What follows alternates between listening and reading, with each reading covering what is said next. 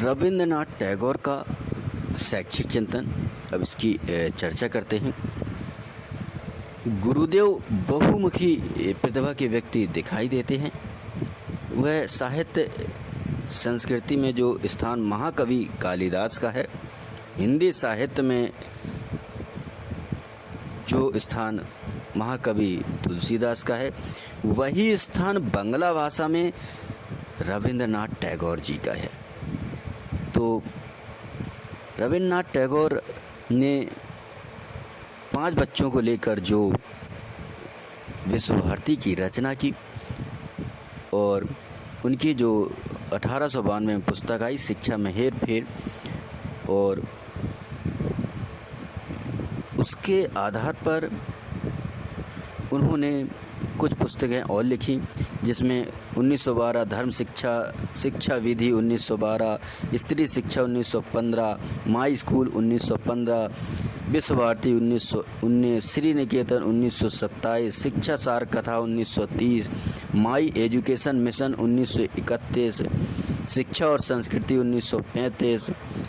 तो ऐसी पुस्तकों से, जो उनकी पुस्तकें हैं, उससे ये पता चलता है कि जो गुरुदेव हैं वो एक प्राकृतिक रूपरेखा के आधार पर, आश्रम पद्धति के आधार पर एक शिक्षा की व्यवस्था चाहते हैं।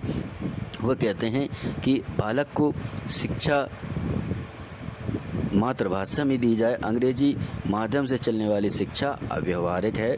उनके अनुसार शिक्षा की रूपरेखा निम्नलिखित है, जिसमें से शिक्षा का संप्रत्यय।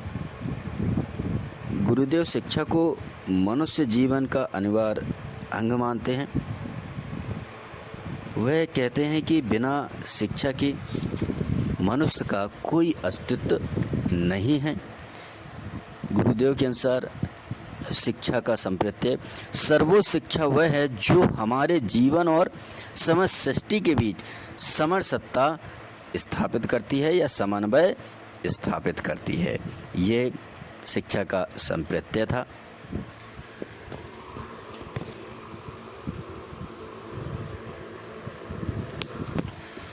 अब हम बात करते हैं शिक्षा के उद्देश्य के बारे में।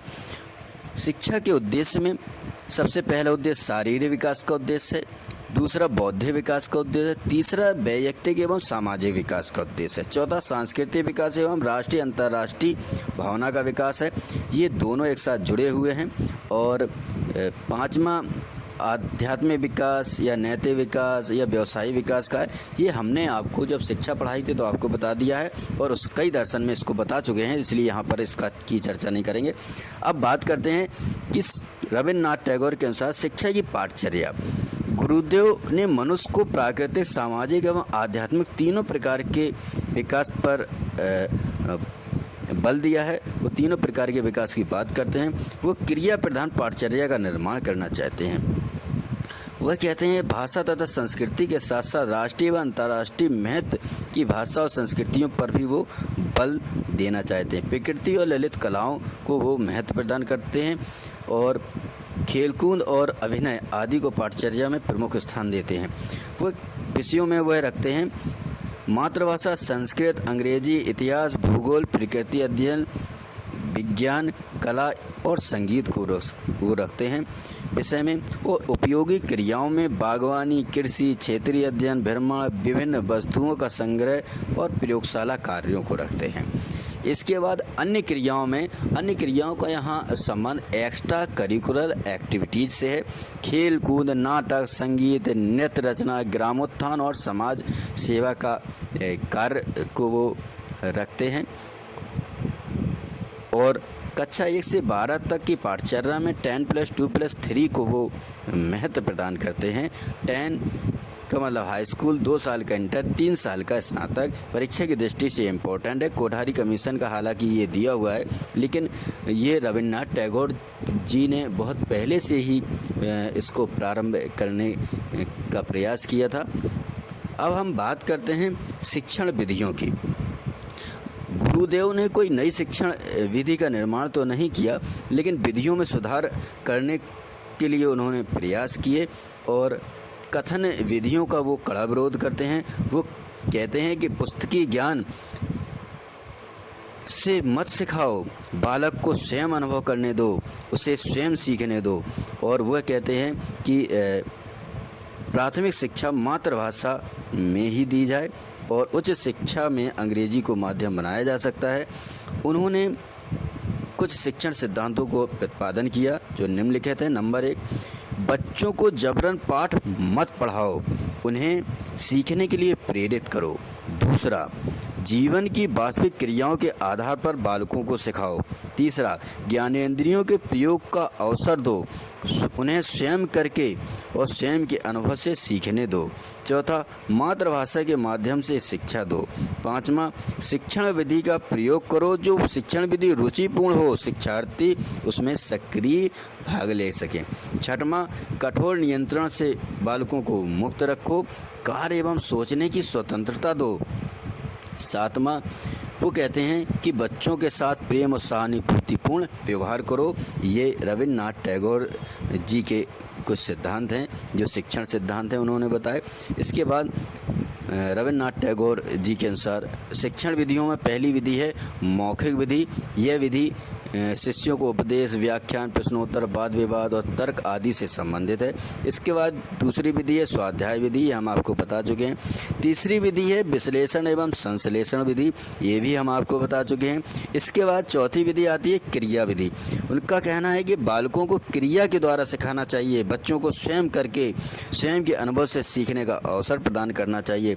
स्वयं करके स्वयं के अनुभव से सीखने की विधि को ही वो क्रिया विधि मानते हैं। इसके बाद प्रयोग विधि विधि भी हम आपको बता चुके हैं। और इसमें रविन्द्रनाथ टैगोर के अनुसार गुरुदेव कहते हैं कला, कौशल, विज्ञान और व्यवहारिक विषयों एवं क्रियाओं की शिक्षा के लिए प्रयोग विधि आवश्यक है। इस विधि में वो 3 पद मानते हैं। पहला, शिक्षक द्वारा प्रदर्शन। दूसरा, छात्रों द्वारा अनुकरण। तीसरा, छात्रों के द्वारा अभ्यास। और ये हम विधि आपको पहले बता चुके हैं। और इसके बाद शिक्षा का अनुशासन। अनुशासन में मनुष्य को आत्माचारी मानते हैं गुरुदेव। वो दंड का विरोध करते हैं। वो कहते हैं कि दंड से बालक उद्दंड हो जाते हैं और वह स्वयं अनुशासन को सच्चा अनुशासन मानते हैं। वह कहते हैं कि बालक को सामाजिक अनुशासन में रहना चाहिए और वास्तव में स्व अनुशासन कोई वो कहते हैं कि आत्म अनुशासन, स्वयं से बालक शासित हो तो वह स्व अनुशासन की संज्ञा देते हैं। वह कहते हैं कि स्व अनुशासन अर्थात आत्म अनुशासन ही सच्चा अनुशासन है। शिक्षक में वह कहते हैं, शिक्षक में गुरुदेव का मत है कि वह परंपरावादी जो विचारधारा है उसको मानते हैं। वो कहते हैं शिक्षक को ज्ञानी, संयमी और बच्चों के प्रति समर्पित होना चाहिए।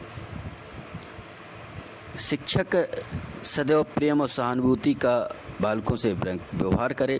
निरंकुश शिक्षकों को वो जेल का वार्डन कहते हैं, जैसा जीन जैक्स रूसो कहते थे। इससे ये पता चलता है कि गुरुदेव ने रूसो को भी पढ़ा और शिक्षकों के प्रशिक्षण पर वो बल देते हैं।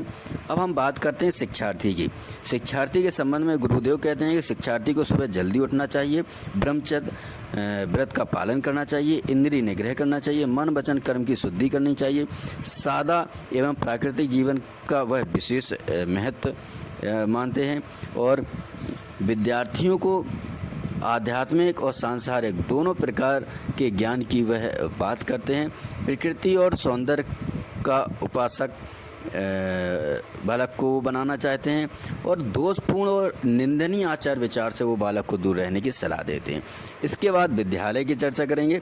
विद्यालय में वो कहते हैं कि गुरुदेव प्राचीन गुरु आश्रमों के भांति नगर से कोलाहल से दूर प्रकृति के श्रम वातावरण में विद्यालय स्थापित करना चाहते हैं, जैसा उन्होंने शांति निकेतन और श्री निकेतन की स्थापना की और विश्वविद्यालय को विश्व भारती बनाया। तो विश्व भारती के अंतर्गत जो